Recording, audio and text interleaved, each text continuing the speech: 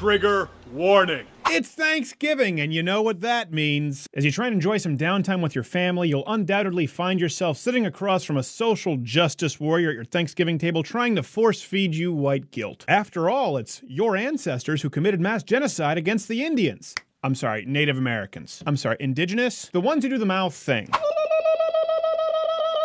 We'll play it safe and go with Redskins. Only one problem. What they're trying to feed you is unadulterated, plain roaming buffalo feces.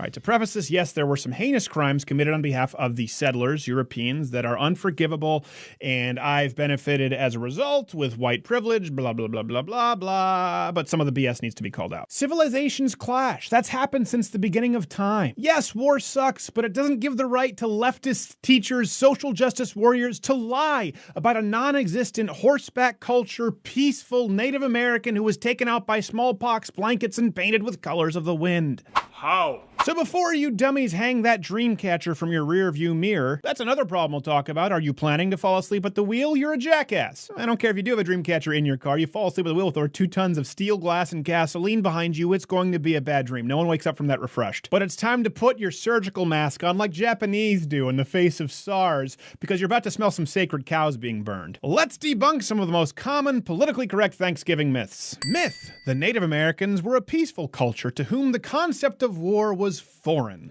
Fact: many tribes were conquering assholes. Native Americans warred with each other since forever. Sometimes it was over hunting or farming grounds, sometimes it was revenge. But the truth is, the only way settlers were able to conquer this land was with the assistance of Native Americans themselves, who wanted to settle the score with other who they viewed to be more Polish tribes than themselves. You think Cortez took over stuff with 500 conquistadors? No, it was the 50,000 plus Native Americans who'd had it up to here with being enslaved, raped, brutally tortured, and forced to carry gold for the other native Aztecs. Same thing further north. The big strategy of the Europeans wasn't to kill everybody. You give some tribes some fire, water, and boom boom sticks, let them do the dirty work. Here! Have fun!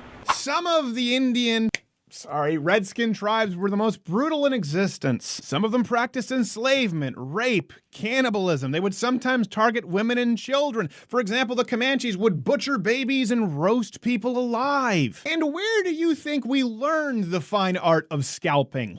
But Father, what's that Indian doing? No, we mustn't say Indians, they're indigenous. The indigenous. What's that indigenous doing? I agree, it is rather curious. Hey guys!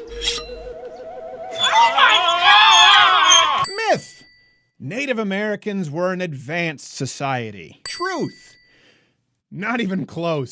Smell that? It's your sacred cow and it's already extra well done. Don't worry, I scalped her first and made the other cows watch. Unlike ancient Rome, Greece, China, or really any other advanced empire that had existed long before we came here with the Native Americans, they didn't have any kind of advanced plumbing, transportation, mathematics, or really anything that's led to you watching this right now on your iPhone. Oh, you're just being ethnocentric. Yes. That whole beautiful horseback Indian culture you read about, it's a lie. They hadn't even domesticated horses. Not only that, they didn't use the wheel. No, really. 1400 AD, no wheel. I say, good man, why don't you just roll it? Roll it. Roll. I know this one's not a moral argument. The point is, when you're that far behind, the clash of civilizations is that much worse when the wheel-using New World catches up to you. Myth: the settlers deliberately infected Native Americans with smallpox blankets to wipe them out. Truth: only idiots could believe this. Think about this for a second. You believe that Europeans waged microbial biological warfare years before discovery, mass acceptance, or even acknowledgement of advanced germ theory. Here, Father, give them these. They're riddled with germs. What do you mean? What's a germ? Well, they're like microscopic organisms, but you can't see them. You can't see it. Is it magic? Not quite like magic, but... He's a witch, Ben! He's a witch! I'm not a witch! He's definitely a witch, this one. Oh my God! You can search high and low for legitimate historical accounts of smallpox blankets being mass pajamagrammed to peaceful Native Americans, but you won't find it. However, there is some truth to the myth, which brings me to my next point. Myth: Europeans deliberately committed mass genocide, wiping out every last native for sport. Truth.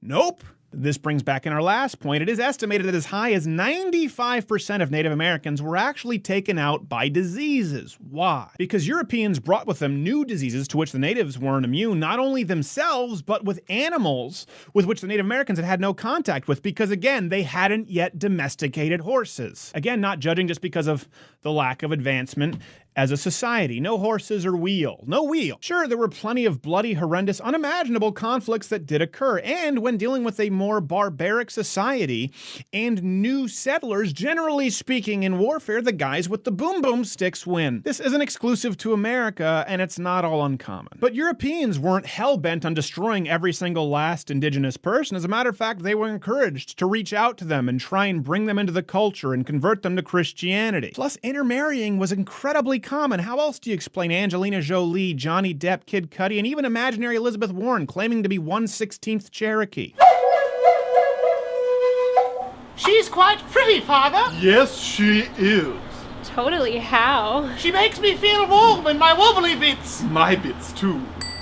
In summation, killing is bad, but so is milking, misleading, and guilting future generations for crimes they never committed. Yes, Europeans conquered the Native Americans, instituted a constitutional republic, and advanced in a mere couple centuries what Native Americans weren't able to do for thousands of years beforehand. Yes, it was violent, but once contact has been made, you can't go back. If today we never came here, they saw a plane, guess what? It's gonna start some So turn off this smartphone, go enjoy some turkey with your family, and be sure to tell your social justice warrior cousin at the table to shut his mustached, single-origin coffee drinking hole. If that doesn't work, just hand him a smallpox napkin. If you like this video, subscribe. Sure, many of these depictions are not historically accurate. They didn't have Buffalo Trace or 357 Magnums, but here we are!